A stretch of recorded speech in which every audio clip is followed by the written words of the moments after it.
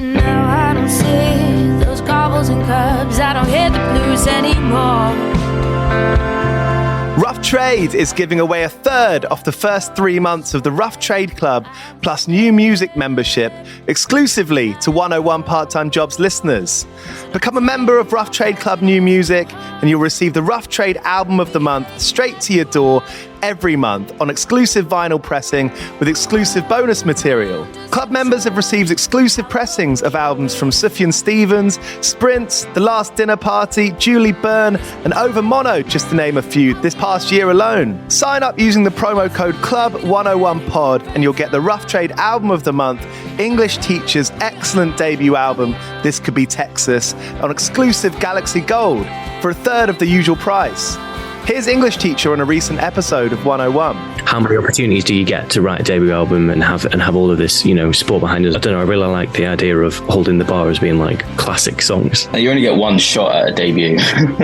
Don't want the album of the month but still want all the benefits? Sign up to the standard tier using Club 101 Pod and you'll still get the first month free. You'll also get free shipping on all orders, 10% off the bar and on secondhand vinyl in-store, and exclusive access to sold-out Rough Trade events. So don't hang around.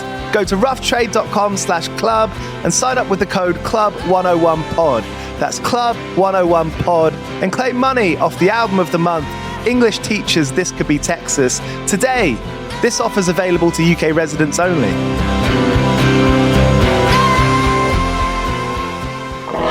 Do you play in bands? I did for the longest time.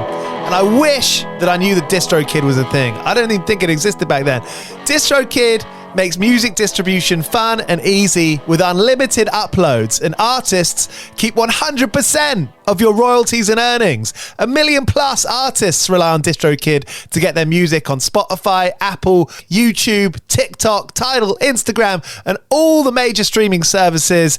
When you get DistroKid, you can see a DistroKid bank and withdraw your earnings. You get notified when you've earned royalties and you can withdraw via the app. And you can even check your streaming stats on Spotify and Apple. Get 30% off your first year on DistroKid by going to distrokid.com/VIP/101pod. 30% off for your first year. That's not bad. We know it's a tough world out there. Why don't you make it easier for yourself? And to get 30% off that free year as an artist, where you get 100% of your royalties and earnings, go to distrokid.com/VIP/101pod. All right, stay with me. I'll be right back after this.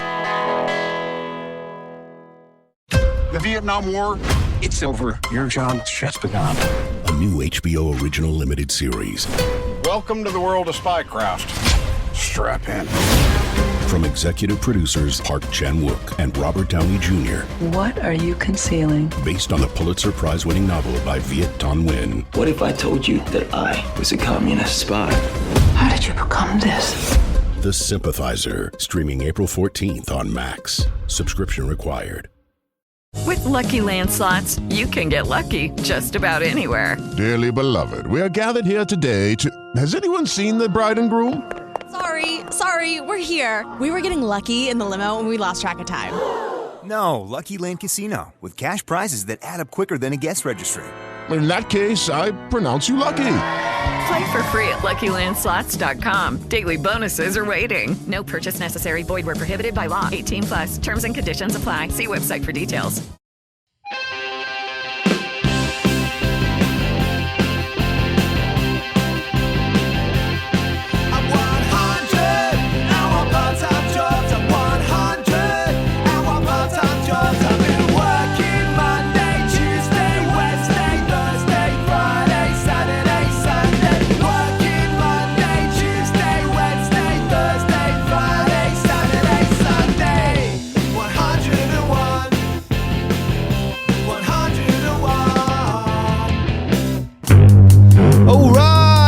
Listening to 101 Part-Time Jobs with me, Giles Bidder. It's where I speak to bands and artists about pushing through the shit, making good stuff happen. Right now, it's probably the hardest it's ever been to be an independent musician. So I ask them about how they do it, how they find grit and perseverance to keep on creating in a world that sometimes doesn't fucking want you to. That's why we're here. These are the kind of stories I'm trying to get from people. And on today's episode, it's a special one. Joe Talbot of IDLES recorded live a couple of weeks ago at Signature Brew, co-founded by Sam McGregor, who played in bands forever and realised there was a need for us, music fans and musicians. There was a need for good beer and a place where music fans could go and hang out and have fun. That's what Signature Brew is. So it was the perfect place to do these live episodes with Joe from IDLES, who have been building their own world since 2009, born from disdain of bloated, disinterested-looking British indie bands.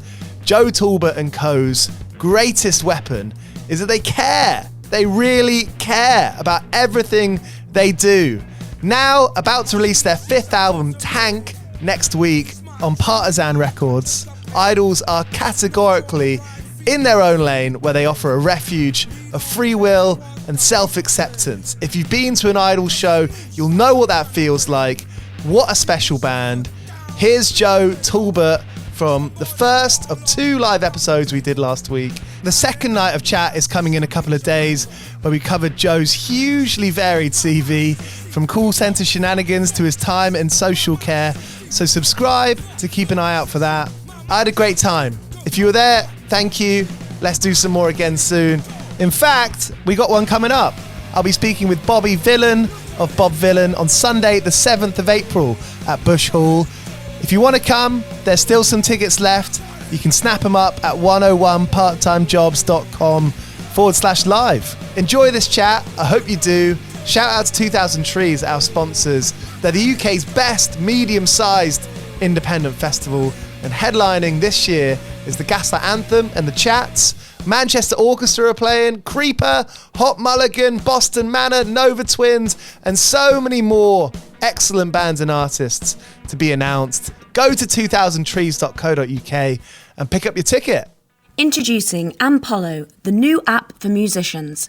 Using AI stem separation, play along to any song, improving your practice and performance. Record audio or video and connect with musicians all over the world. Collaborating and creating together. Think Google Docs meets TikTok, but for musicians. There's a huge range of video and audio editing tools, and the best part, it's free. Download today and make your mark. Ampollo, made for music. Ampollo is the place where you can learn your instrument, share it online, play along to your favourite tunes. You can download that from the App Store now. If you like this episode, make sure you subscribe. If you've got 30 seconds and a bit of love to leave a review, that would be massively appreciated. This is one of the biggest episodes we've done. I want to make the most of this moment, so thank you. Right now, we've got Joe Talbot, the Eagle of Bristol, from IDLES, here on 101 Part-Time Jobs. 101 Part-Time Jobs! It's Joe Talbot from IDLES. Come on! You comfortable? Absolutely not. When I say all that stuff, does it make sense? I wasn't listening. The 101 jobs of playing in bands, and everyone's going to have a different story. You find out the hard way most of the time. It's trial and error, and you find out from your mistakes, which is arguably the best way to learn anything.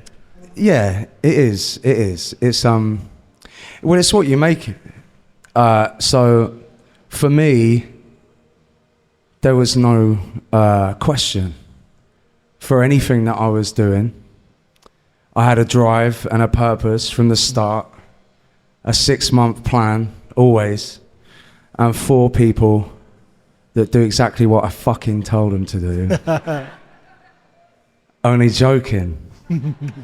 But yeah, I think... But that's when you start the band. You had that idea of, okay, I'm going to have a 6-month plan, and I've got an idea, and I'm going to send it. That was when you started the band, and you'd lived a bit of a life.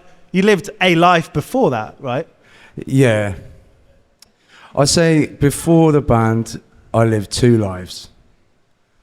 Before my mum had a stroke, and after my mum had a stroke.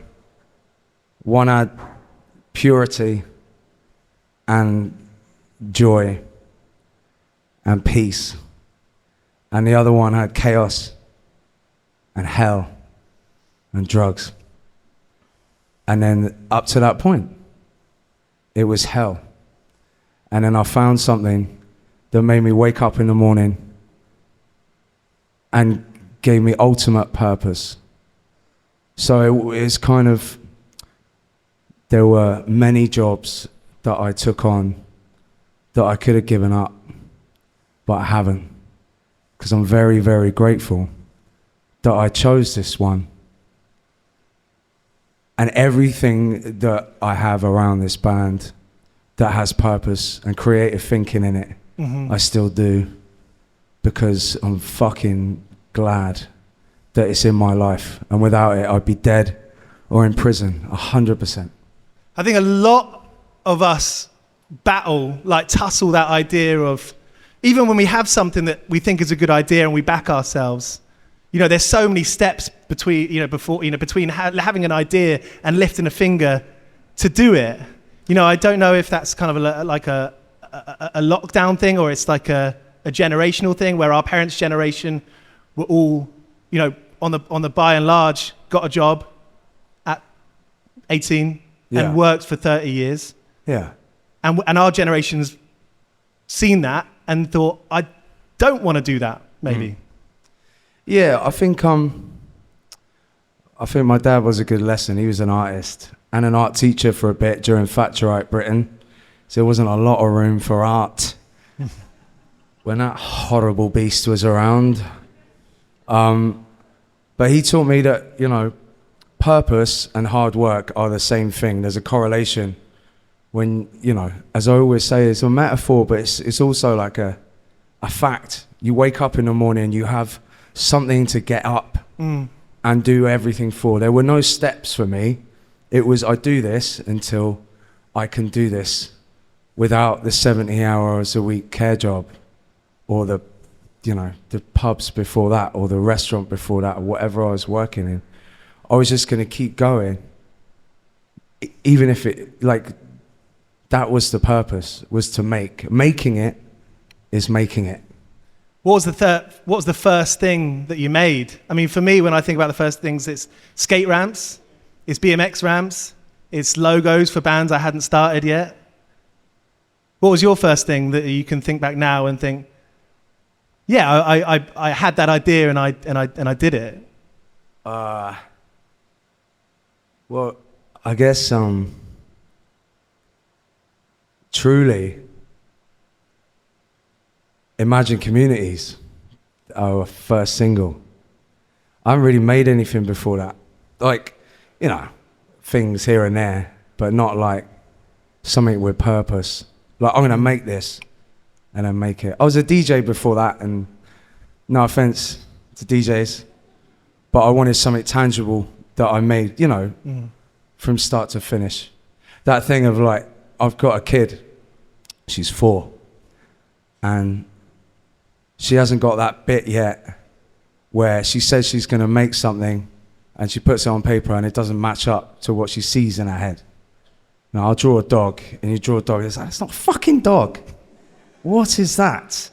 She hasn't got that. She's Tell like, her that. Look at this firework. And I'm like, that is a firework. And then she's like, that's you. I'm like, okay, that's me. But she doesn't have that yet. And that's a magic. It's like the synapses have not connected, but they don't need to connect. And that's a beautiful thing about being 4, but that's a beautiful thing then about realizing that those synapses are kind of man-made, so to speak. If you make something and it means that to you, then it's made and it's beautiful. Fuck yeah. And it's a battle to retain that, right? I often think about, in my life, I'm 32, and for a good period of my 20s, I was like, oh, I got to do this because that person at work treats me that way. You know, I'm going to, you know, for me, it was like, I want to fuck around and have fun. And I quickly became in these places, these scenarios where fucking around and having fun was looked down upon, and it was a bad thing to do. And now I'm thinking, okay, how can I spend the rest of my life fucking around and playing? How can I make that happen? And, you know, that's a fight. Like, that's a fight for everyone here, is to keep that bit of youth where the synapses don't need to link together. Yeah. Well, I think that sense of freedom that we're trying to find, that my kid has,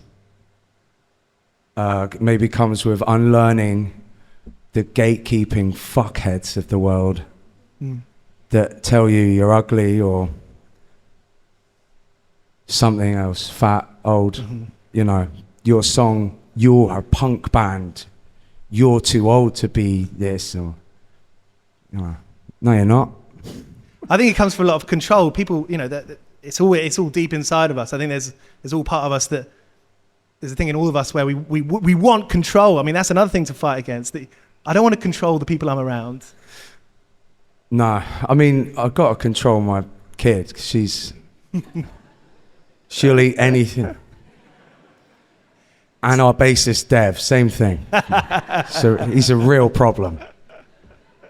So you started DJing. How did you get into DJing? Someone must have recognized that you had a good record collection. Well, yeah, I talked a good collection. I didn't have any records. Do you know what I mean? You're a stick man. Well, no, you know, my mate who booked me, shout out to Luca, his name is. I've actually got a university friend here tonight, John, who I haven't seen since I graduated. And it's a beautiful thing to see him. It really is. It's magic. So thanks for coming. But yeah, so around that time, Luca, his name is. He probably won't listen to this. He lives in Devon.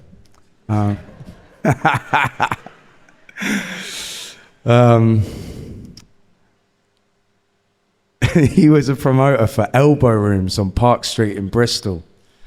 And he just knew that he could see that I was passionate. I went to obviously gigs like a lot, and I was out a lot, and I talked about music all the time. And it was the first time someone made that connection that I should be proactive in music, I guess. So I owe Luca a lot, actually. Thank you, Luca. But yeah, he saw that, and it was an honest passion for something. And I was arrogant enough to think that I could DJ. Like, yeah, I can do that. It's not as easy as people think, but it is. That's a good friend to say you should do that. That's a rare thing, actually. Yeah, and you know, he's a rare, earnest promoter. You know, one that just wants to build. You know, there's one. Simon Bailey's a good one in Oxford. He just believes in people and their message and their work, and he likes something they've done, and he will be loyal and build people up, not knowing whether he's going to profit or not. But when he makes a friend and they make some audience members, that's profit to him. And that's a fucking beautiful attitude to have in promotion, and a rare one. I understand why. They're also, you know, estate agents, so to speak. I mean, our industry is all just fucking different levels of estate agents. And then amongst that are people that really care about the homes, if you get my analogy. There are people there that give a shit and they really care and they make a difference to your lives. Maybe not your career, but you'll remember them, and it's whether that's worth anything to them or not. Most of the time, for the first 8 years of my career, it was not. I did not meet those passionate, hardworking Simon Baileys of the world. You know, having that value and putting that value on experience or community or whatever, you know, you think that beauty, that magic is. I mean, that's special. That's something to think about. I feel like that kind of value is stamped out of us at school and in the workplace. Yeah, well, I understand why. I'm not judging the people that aren't passionate, because it's a scary thing, paying bills. You know, I've been on both sides of economy. I grew up in a middle class home. I never thought about money really. Like, obviously, I didn't get anything I wanted, but we weren't ever worried about food on our table or a roof over our head or whatnot. And I never had to borrow someone else's uniform or shit like that. But I got to a point where I was, you know, in a 0 hours contract, and I had to work hard and also keep this dream of mine up, which took all the hours of the week, you know. So I get it. There's a point where reality strikes, and it's an unfortunate thing. There's a really cool book called Poverty Safari, written by a Glaswegian rapper. But it's a good audio book because he's in his accent, and he's very articulate and interesting, and his humour comes out when he reads it. So it's probably a better audio book than it is a book for me. And but he describes poverty in childhood, especially. There's a scientific research that shows that poverty in kids is similar trauma to the nervous system as war, which fucking blew me away. To think that there are kids that go through that in our country. So, I don't know, I'm distracted now. I tried something recently where I was had the idea about a year and a half ago. I was like, okay, if we pay rent 1 day later every month, then within 12 months, we would have missed a month of rent. And they called us up on it. And I was honest, and he said, good try. Sick. Yeah, that's quite a good one, I think. What a nice landlord. Yeah, shout out Desiman Limited in Brockley. Yeah, cheers, Des. So DJing, I mean, there is a DJ. You realise you're never getting a guarantor now, you know I edit this. Oh, make me look good, yeah? No, just smart. Just make me look smart. I don't care about sounding nice or, That's a good point, actually. When you're doing these interviews, and you're doing a fuckload of interviews all the time, especially when the records come out, do you worry about what you say? No. Has anything ever come round and bitten you in the ass? Yeah. Will you keep on doing it? Yeah, I was talking to you earlier about this. I think it's imperative for my psyche and my happiness to be honest in every interview. If I am dishonest, I have lost. They're winning because I'm playing their game. I am not Rishi fucking Sunak. Short trousers. Your trousers are pretty short. Are you comparing me to Rishi fucking Sunak? No, I'm not. No. I'm distracted again. Fuck. Go on, I'm not that good. But my point being that there's nothing for me to lie about. It got to a point, a bit like the weight of the reality. When you have to earn money, you have to sacrifice certain wants and needs, yeah, because that's life. You don't get everything you want, and unfortunately, bills come first. You can romanticize all the fuck you want when you're comfortable, but when you're cold and hungry, there's no choice. Mm. So with that in mind, it's a bit like creative thinking. There's a point where your accountability and what you say comes back on you. Because in the UK press especially, and in the UK audiences especially, there's a sense of ownership there. You are what we tell you are. And that sells tickets because you create a dialogue with this audience and you tell them who you are. But that narrative of who you are to them is a creation of their perception. That's a mirror. They're holding up a mirror and you're in it, but they're telling themselves what you are. No matter what I fucking tell them. So after our success of the second album, it got to a point where I was like, oh man, everyone keeps telling me we're a punk band, even though unless it's been edited out, I'm saying we're not a punk band. But I think what's getting printed is we are a punk band because everyone keeps telling me we're a punk band. Mm. And like, what that means is you have that discourse where you're like, we're selling tickets based on what they think we are. And you have to get over that and be like, well, that's not who I am. And it's just punk is a one example. There are many. The concept of political thinking. I was a political voice. And I kept saying, actually, I'm not. I'm a voice in a democracy that is by nature political, but also like if you allow people to write you off as some angry lefty fucking woke blah blah blah blah blah, they own you. They fucking own you. And that's what the Daily Mail do every fucking day.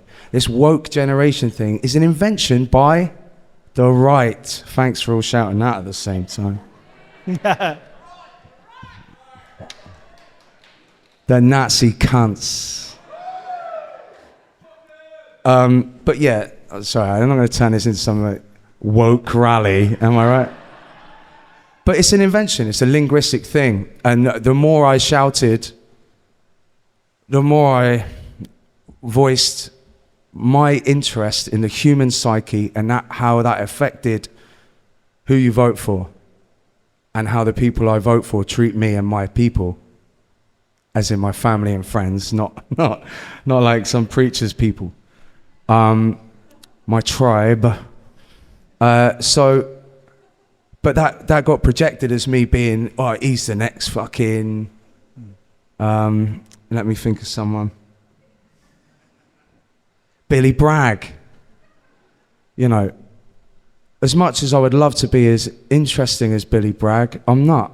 You know, I'm me, and I had to fight that idea of ownership and try and create my own narrative, and that takes time. But yeah, there is that. I mean, it sounds like a head fuck. Mate, I mean, it's all right. I think at the time, you know, I'd lost a kid, and I was still dealing with being essentially a boy again.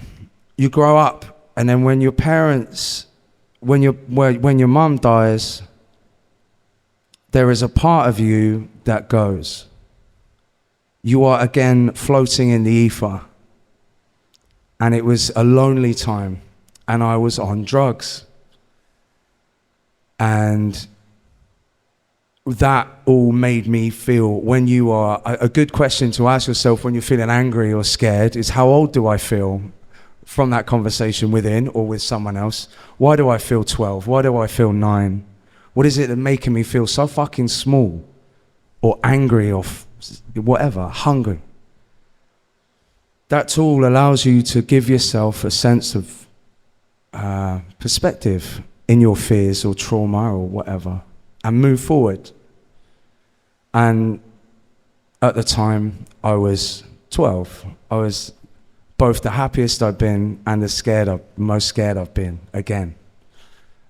So, of course, putting me in front of a bunch of estate agents with notepads and a tabloid behind them, and me having audiences who were listening to me, was kind of like giving a grieving 12-year-old a machine gun. Like, I didn't know what the fuck to do. So it was a head fuck, but, you know, circumstance. Everyone would have been able to cope with it, given the right tools. And I did. I think being able to kind of look at where you're at and try and have like some kind of reflective view of where you're at in your life is a pretty terrifying thing to do. It's easier to keep your head down and not think about it. I don't know. Not for me, because I haven't got that like curse of depressive genes. Like I've never had depression, circumstantial depression. Like I'm sad because something's happened or whatever, but I'm not like. So for me, giving myself a perspective and where I am in the world, I've got, you know, the weight of a new album coming up. I'm in a new relationship. She's here tonight. I say new. It's already been like a year or something. But I think about these things because it's a cycle with me, a behavior. I start acting like a twat now, so I need to work on that, you know, because of attachment issues or whatever. But for me, it's about having perspective. If I know where I'm at, it's like you know your opponent, because you are not one thing. You are many facets, many masks. That's not acting. That's not dishonest. That is, you talk differently to me than you do to your mother, yes? Fairly similar, I'd say. Okay. Yeah. Thank you. She was on the gear as well. She wasn't actually. That's quite rude. Sorry, Jane. Oh, fuck's sake. My point, okay, no. So, for me, yeah, it's about regrouping and kind of having a sense, again, that 6 month, 12 month, now 2 year plan is important. See, I find that so interesting, like playing in bands. I played in bands since I was a teenager, and it was always like ridiculous. I played in a band where I played the trumpet, and I would end up sort of losing my clothes when we were playing the horn in St Albans. And that idea of being completely ridiculous and doing it to make my friends laugh. But I was also the person who was booking the gigs and totally obsessed with booking that summer tour. Sick. And that idea of being a band, of having fun and taking it seriously all at once was something I could never get straight in my head. You know, and now it's kind of becoming a bit clearer in the way that I think of, like, I don't know, Thrasher magazine. You know, I've just made my first subscription to Thrasher magazine, and I'm like, I think, fucking yeah, they made this magazine out of skateboarding culture and built a world. You know, their YouTube is my favorite TV channel. There are these kind of gods. There are these places to look, to be like, okay, yeah, maybe it doesn't need to make sense, but you just follow that good feeling. 100%. And that's it. Like, I think what we were kind of poking earlier was that period in your life where you start listening to all the gatekeepers. Like, as a parent, I was reading books about parenting, and a lot of the stuff was saying, do not repeat what your parents said. Learn your own relationship, and don't just be like, get down from there. Think, does she have to get down from there? It's your sofa. Maybe take your fucking shoes off, and then have fun. Yeah. It's not going to break. Yeah. And if she breaks, she's learned a lesson. Well, like, I don't know, a bad example, okay? But I guess the point is that I'm trying to learn my own boundaries with her and not just repeat the tropes of what my parents learned from their parents, which is Victorian fucking children. Yeah? Our parents' generation, we were talking about earlier, have got so much cloaked shit. They're carrying so much pent-up bullshit with these tropes around civility and manners and, like, I don't know, stuff, whilst also, like, leaving the EU. Like, that's fucking rude. But, like, it's bizarre, isn't it? You think about some of these things, you're like, just chill. And, like, all that stuff is fucking off the gatekeepers. Like, fuck them. That's why there's, like, thrashers there. It's because they were like, well, you know, they didn't do it the easy way. There would have been a lot of, you know, rules. Bullshit. There's no rules. There's no rules in art. I think it's very rare in a job, and, you know, we're all, in any time in our life, could be working jobs. And most of the time, your boss doesn't want the best for you the way you want it. And I think that's fair to say. You know, it's easy to make sweeping statements here, but most of the time they fucking want you to do what they think is a good job. And they're not thinking for you. And we owe it to ourselves to put ourselves first. It's not selfish. Yeah. And we have one of those hang-ups. Because I feel that. I feel selfish for doing the thing that I want to do. You have to fight against that, break out of that. Yeah. I think it's a role play thing. I've had bosses that are sick because they knew that I didn't care about the job. But I was there to work. If I didn't want to work, fuck off. Yeah. Like, someone else will replace you immediately. That's the thought process. But as long as there's an earnestness to that relationship, it's not like, fuck you, pay me, get on your knees, boy. But if it's like, well, yeah, you're a dishwasher, Joe. Yeah, no, this isn't a co-op. You have to turn up when you're asked, you know? But yeah, my interests were not in my bosses, but I'm sure if I was like in a really bad way, he would have helped. I'm thinking of one boss. Some bosses, nah. But I think that depends on the work, man. I think I think human rights, workers' rights are both getting worse and better. It depends. How do you mean? Well, as in, we've left the EU because it serves the purpose of completely diminishing workers' rights in this country. The European Union had a lot to say for workers' rights. Not even as a socialist construct, just not as a horrible one where people are treated like fucking dogs. Yeah. But also better because you have like slides in the Google office or something. I worked at Ticketmaster. Yeah. Oh, sick. They did that. But you know what I mean? Like, obviously, on one level, like the middle classes have a better understanding of individualism, but that can lead towards libertarianism, which fucks the poor. So it depends where you are in the cycle. But like, yes, 4-day working weeks are more of a thing, thanks Scandinavia. But Nigel Farage is fuck the poor, so I don't know, it depends who your boss is. Mm-hmm. My bosses were cool while I worked in bars and stuff. Minimum basic income should make sense. You know, again, along with the Thrasher subscription, I started reading Private Eye a couple of years ago. Sick. And it is that you see all like the billions of pounds, and I'm absolutely no political expert by a hair, but you see those numbers, and I know he's the most sued man in Britain in his lot, but some of those figures have to be somewhat accurate. And you think if those billions are going into something like universal basic income, you're like, okay, all of a sudden everything gets a bit more manageable. I mean, who in this room has felt totally squashed at their workplace? Who's like just felt like crushed by it? I think that's a good 30%. I mean, that's a fucking lot of people. Yeah, I mean, it makes sense. I mean, while there is this government, there is no hope. There are think tanks that are making sure that we are not heard. Full fucking stop. Whatever we think we're hearing and being told, and whatever we think is being heard, we haven't got a fucking clue right now, because they are running shit and they are laughing at the poor. Mm-hmm. They are murdering people and laughing about it.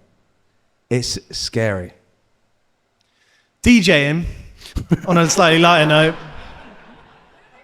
you get paid a right to DJ, don't you? Or is it spending it all on beers on the same night? No, I get paid a lot, yeah.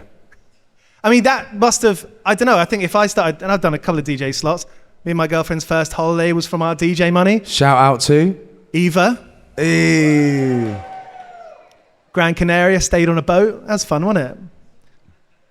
But that DJ money is all right, because if you make 150 quid from a few hours work, yeah, you start thinking, okay, I can do this. Yeah. How were you in that situation? What was, if you could reflect, what was that period of? I got DJing because I DJ for free for ages, knowing that I would get paid a lot if I stuck with it. Because when I set myself a task to get good at something that I love, I'm just gonna do it till I get there. So I just DJ at free nights and not get paid, and then eventually the promoters are like, "You're doing really well." And then I got a residency, and then I didn't have to work as many savage hours. What kind of stuff were you playing? Hip hop was the longest residency I had. That goes deep. I mean, I guess all genres of music go deep, right? But hip hop can go, it does go deep. Hip hop was the deepest genre I ever had. That's the one I started my own kind of journey into music with, and the one I'm still in. So I was like, 10. I started DJing at Fekla.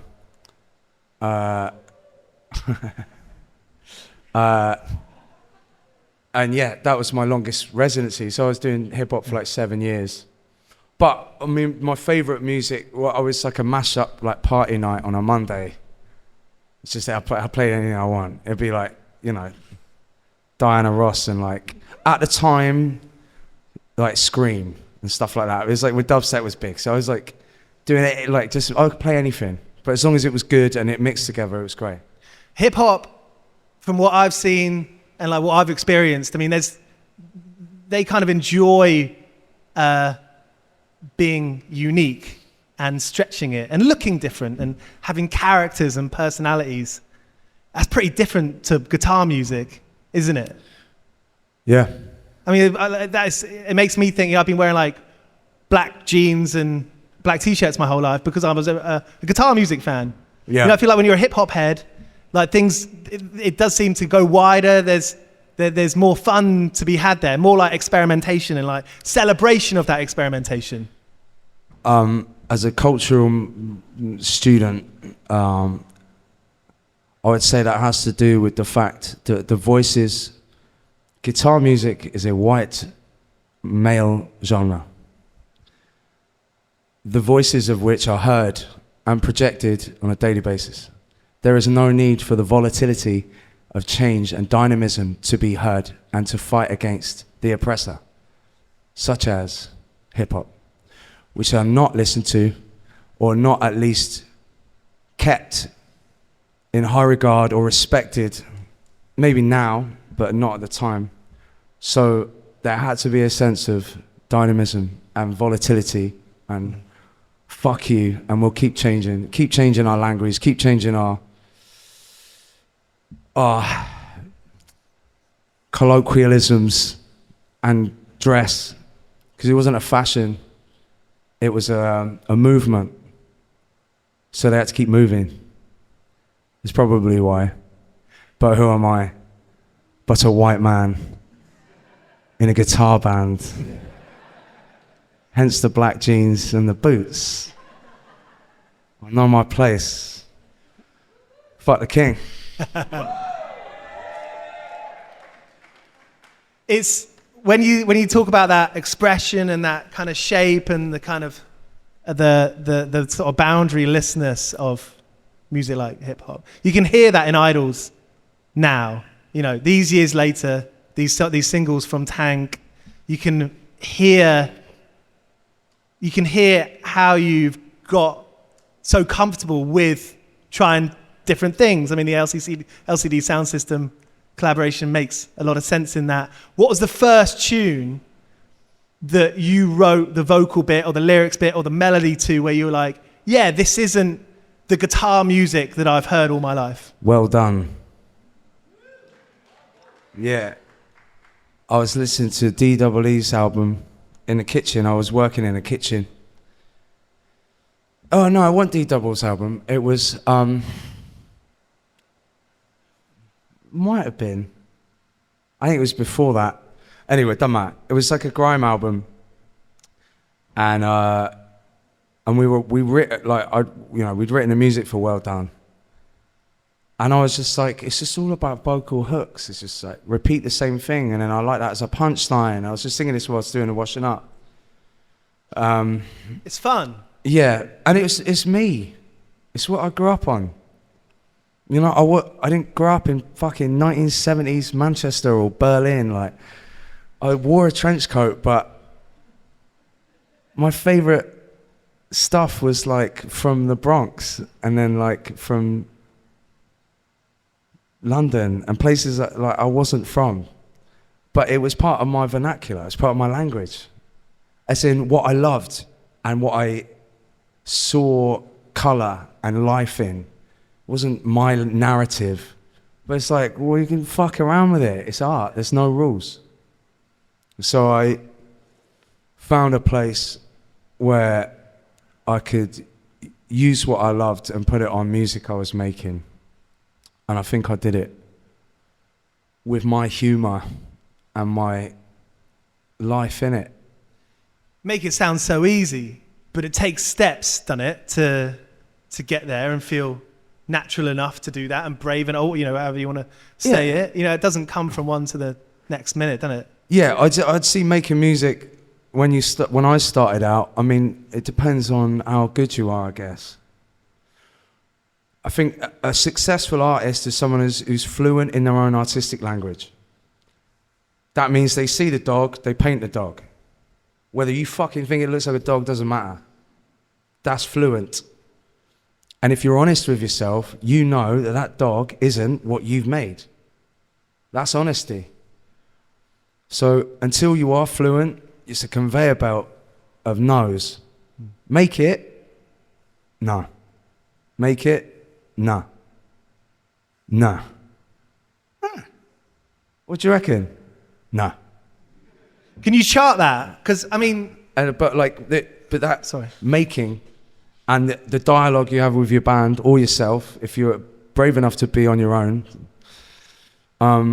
over time, the no's are just as important as that yes, that 1 in 20, hopefully at least 1 in 50. But you get there. But as you get to it, you realize just how fucking important those 1949, 89, 99 were. Because it's all a process and you're learning your language, you know? Like humor, you know? Whatever it is just... It's a delicate process with an audience. You're the audience, they're the audience, whatever. But you're projecting yourself and you're not going to get it first time because you are terrified of what the canvas and the audience thinks of you. And really, that comes down to self-doubt. But that's another podcast altogether. So and you can't afford that. Can you... Joke. IDLES were a band so many years before I had heard of you, before most people in this room had probably, I think we could say that, probably heard of you. You know, those no's, can you chart those no's? Can you remember that trip to Bedford where you had to drive back the same night to go to work the next day, or, you know, Swansea, or those kinds of towns, those trips, because you're a band that played gigs, right? Playing gigs, I presume, was the number one thing you were kind of doing. Yeah. That was probably the most timely thing. Yeah. Can you think back now and like chart those times, and can you remember any of those specific car journeys of a no? Absolutely not. There was not a single, any gig that I've done has been a yes. 100%, every fucking second. I do not look back on one, and I mean this for everything I fucking have. There's not 1 second of hard work, of driving, like hundreds of hours around this fucking miserable island, America, fucking Europe, wherever. That's a waste of time. You cannot see that precious fucking journey that you gifted as a privileged fucking man as anything but a gift. Because I'm here doing this. Also, the thing about no's is people see no's as black and white. No is bad. Yes, good. That's not it. That's not it. It's like fucking hell.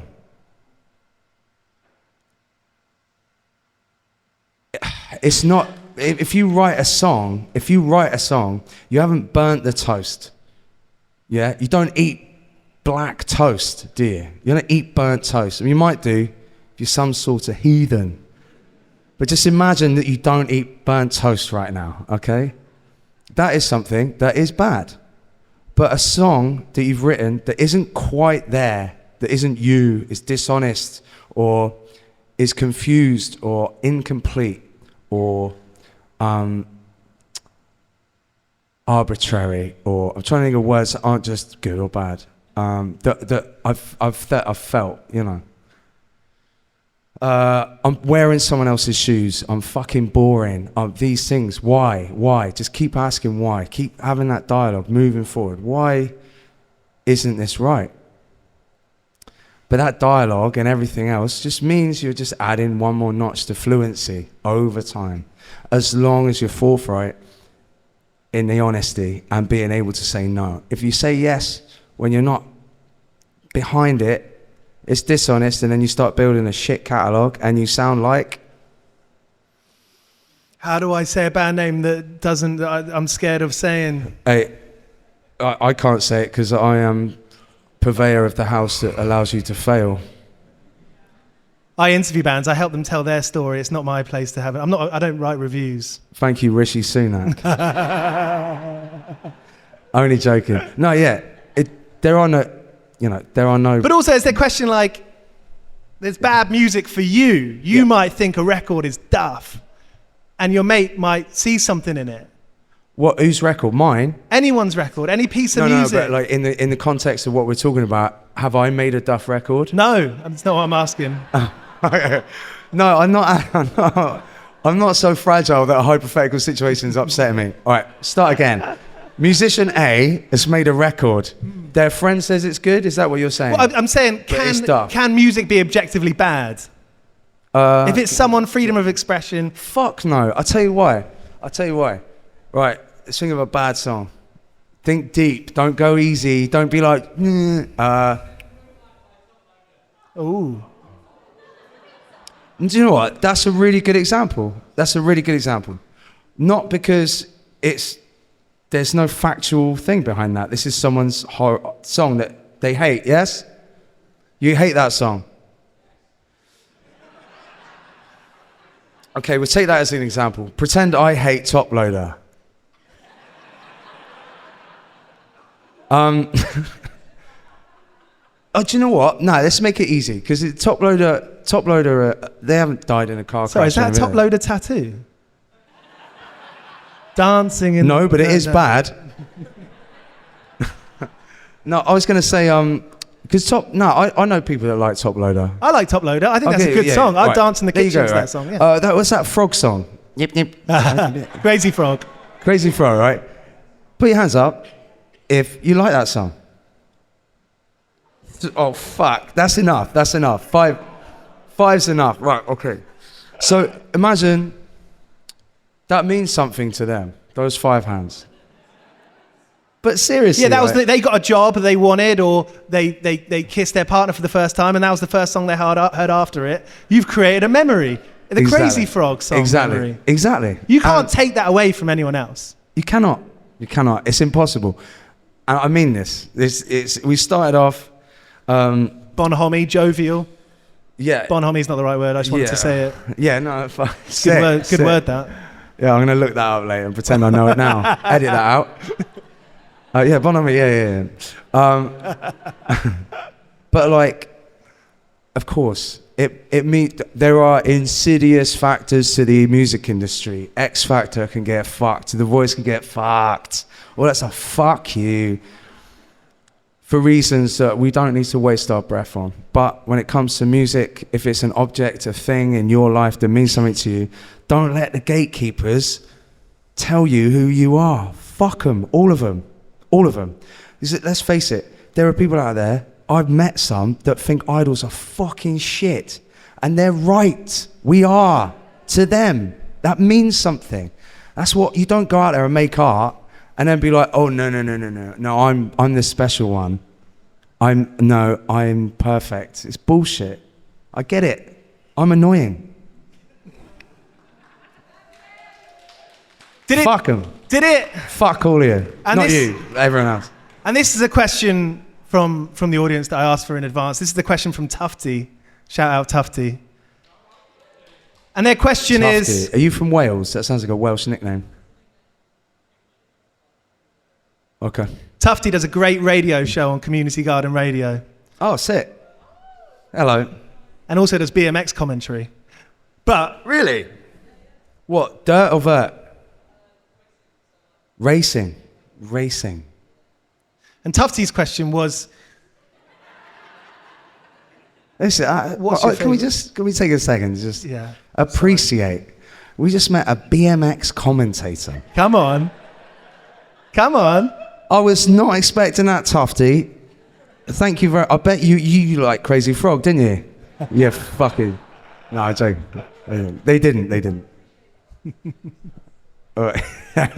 Right, Tuftii's and their question is quite a somber question, which is this journey. I feel like when you have an opinion, when you can speak articulately and meaningfully about something like this, there's like a journey to coming to that point where you know how to talk about it inside yourself that's true to yourself. The journey of IDLES music, which we all can see and love and grow with, like it's a living, breathing thing, has that been reflected in your own life? Can you see this parallel path of learning and discovery of Joe Talbot next to IDLES? Well, I hope so. Like everything that I've done is like supposed to be transparent from what I'm going through when I write it, But more interestingly, I'm like learning quite in a sometimes volatile fashion how to deal with my career. because it is quite public, and it's I mean, I'm not fucking Princess Diana or anything. But no, people are writing about you, and people are making aspersions about people you. lie about me. That's the thing, right? That's the volatile bit. If I say something stupid and they're like, "That's stupid," I'll go, "Yeah, don't give me a mic." I say stupid shit now and again. Do you know what I mean?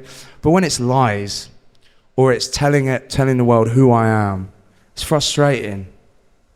And that's a steep learning curve, is to understand, therapy is a good example, where you cannot control any other person's fucking narrative, behavior, opinions, but your own. So let go. But that journey, it's cool. I stole that. But, I read that in a Gabor Mate book. You bastard! You called me out. No, I've recently heard about them. Gabor Mate. Yeah, they're good. That. Bowen, our guitarist, put me on something. I thought it was a energy drink. Anyway, but what was I talking about? You're saying how you oh yeah, people let go. But that steep learning curve of letting go isn't just saying that. It takes a lot, and sometimes a lot of energy, not to batter someone. And more importantly, yourself. You don't want to beat yourself up. You want to keep going and be productive and be a good father and be a good friend and a good boyfriend. And that's all balance. I'm not saying I've got a hard life. I'm just saying sometimes, it gets on top of you, doesn't it, life? And that's quite public, that journey. And to some, that might seem like a burden. To me, it's free therapy. It's saved my life and it's paying my mortgage. There we go. Yeah. Get me some of that. Namaste. Hey, it's Kaylee Cuoco for Priceline. Ready to go to your happy place for a happy price? Well, why didn't you say so? Just download the Priceline app right now and save up to 60% on hotels. So whether it's Cousin Kevin's Kazoo Concert in Kansas City, go Kevin, or Becky's Bachelorette Bash in Bermuda, you never have to miss a trip ever again. So download the Priceline app today. Your savings are waiting. Go to your happy place for a happy price. Go to your happy price, Priceline.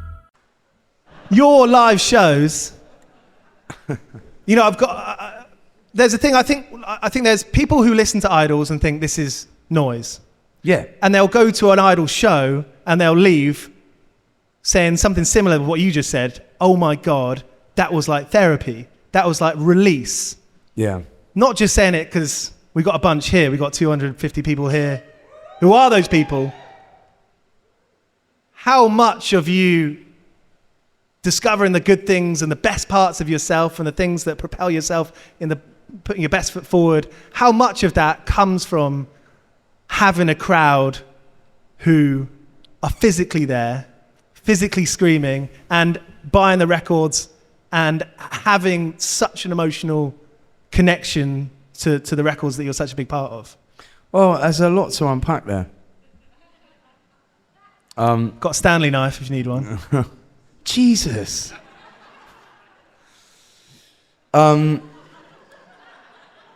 Sorry, I'll start again. Metaphorically. So, what it is, it's the only reason I started a band. I never thought about recording albums when I started the band. It wasn't in me to think like that.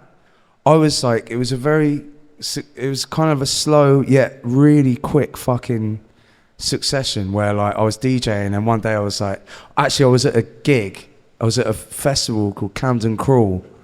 And we went to this gig. It was probably 2010. And this band were playing. I won't say too much because you might be able to figure it out. There's a band playing at the World's End in Camden Crawl. In maybe 2010, maybe a different year. And the people on stage were cunts. They were bored and they were obnoxious and they were taking our money And I was sick of seeing beautiful people, beautiful model type, entitled pricks on a stage taking people's money and not giving everything they had to the art and the people that are paying their fucking wage. It enraged me. So I grabbed Dev and I said, we're leaving. And he was like, why? I was like, this is shit, we're starting a band. That's exactly what I said. And then 2 days later, I woke him up at 2 PM and we started practicing in his bedroom. And we played Staring at the Sun by TV on the radio. I said that anecdote recently in a bar in Tokyo to Nick. I've forgotten his second name. I was going to say I'd heard that story before, and I feel quite offended that you regurgitated that here. Well, I've only got 4. I was a drug addict. I can't remember anything. But it was... So on this... Wait. So this guitarist from Yeahs, thanks for ruining it. Nick Zimmer. What's his name? Nick Zimmer. Nick Zimmer. Thank you, Nick Zimmer. I told him, and he was like, I play guitar on that song. Because he was like, how did you start? And I was like, well, it started. And he was like, I play... And I was like, no shit. And that was a really cool moment. I was like, I've met one of my heroes. Isn't that cool? That is cool. Yeah. Makes me think of the Walkman and the Rat, that you've talked a lot about how much you love that song, and you had an interaction with them recently. Yeah. Well, we went. Did they and watched, shout? We met them in Bristol before their gig. Yeah. And that song, The Rat, is just arguably for me that's the song that got me into like quote unquote like indie. Before then, if it wasn't Pennywise, I wasn't interested. But I was like, this is Sick. fucking cool. This is aggressive, intentional music that has fucking emotion and feeling, and makes you want to home a little bit. It's like it's that. Croon. I'm glad we're not drinking partners. I think we'd have some savage times. Like me and you would get arrested in a week. The sesh. I mean, you made me conscious of the fact that I regurgitate stories. I have only got 4. My second one is The Rat. But no, The Rat changed my life, and being able to, I got some. I'll tell you after. I got some sick The Walkman news. No. But it changed my life, and it's a dream. It's a fucking dream to work and be around people that change your life and be able to thank them in person. Always thank them in person. If you can. Even if it means fuck all to them, it's just nice to get it off your chest. Don't do that with me tonight. It's a joke. The thing that I get from this and this last few minutes talking is that it's about respect between the band and the audience. Absolutely. There's a mutual respect. It's a mutuality. It's not just a respect, it's a mutuality. There's a symbiosis there. You make art for yourself. You either stop there or you put it out to the world. You put it out to the world because you want something to happen. I wanted to feel part of something much greater than myself. I've always said that. I've repeated that phrase a million times, but I'm never going to stop saying it. I was desperate to be carried. I was like on the edge of dying, of violence, an overdose, or I was going to go to prison. That was a fact. And like, I needed something to change my life. And it had to be me, obviously. No one else can fucking do that for you. But when you find something that you have purpose and get up in the morning for, get up in the morning means you're not staying up till 9 in the morning. You're going to bed and you're working and you're saving money to buy that thing, to get to the amp or the fuel to drive to Bedford. Don't laugh. Okay, my girlfriend's from Bedford. Yeah. But all that stuff is purpose, right? You get from A to B. The journey is your purpose. Tomorrow is your purpose. If you're lost, just think, all I have to do is get to the next fucking point. Find it, work towards it, whatever that is, whether it's dinner or another album or another podcast or a haircut, whatever it is. See, I didn't point at him when I did that. But the point is, if you find purpose, see that as a gift, because not everyone has it, and just fucking do everything you can to maintain it. And, you know, that's it, I guess.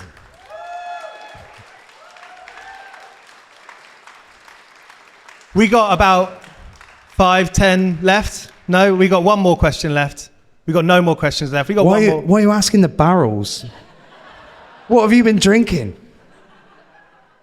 Hey, what are we? No, we're gonna end with this. All right. All right, I just wanna. Yeah, fuck the king. Let's go. No one puts baby in the corner. I like Fall Out Boy. There's what you to kind of the way I sum up what you're talking about there is that, look, we all love and feel meaning and connection, and we feel less alone when we're listening to music. Music is this kind of massive communication that is, you know, might sound earnest and big, but it's like, you know, you can communicate in music a lot better than you can with words much of the time. Yeah.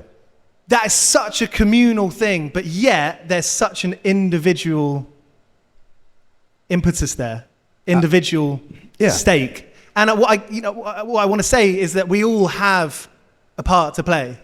You know, and you know, again, probably a bit earnest, but we all have a part, whether that's going to Bedford Esquires or whether that's going to Camden or if it's going to Reading Festival, the bigger thing, you know, we all have our own choices, our own will, and we contribute to the culture of which we subscribe to. If I don't have an audience outwardly, that's not art. That's something else. That's a diary. That's music for me.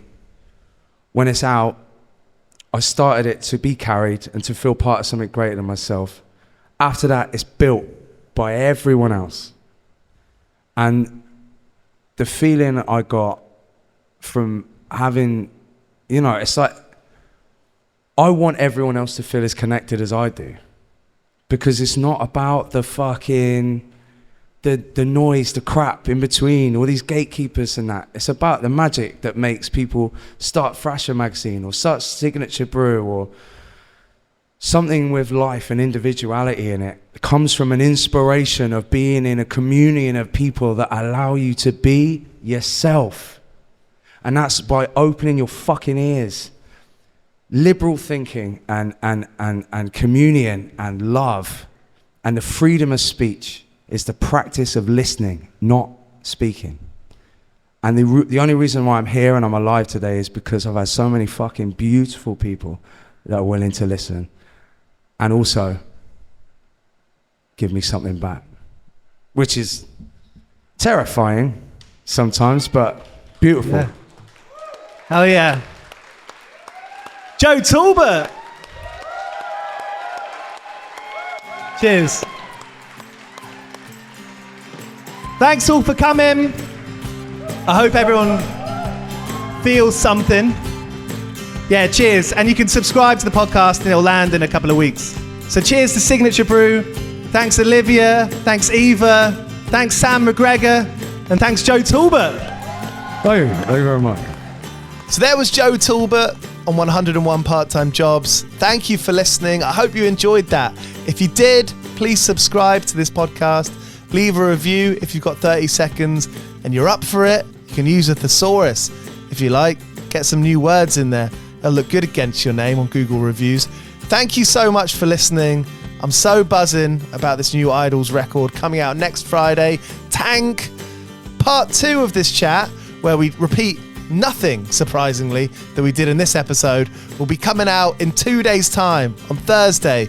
So make sure you remember to click onto that, and I'll see you then. Thanks to Olivia Swash for producing this show. Thank you to Signature Brew for providing such an incredible space for musics and creative minds to go hang out and have a good time in an independent place. Shout out to Sam McGregor and Jordan Harris specifically. And thanks to you for listening.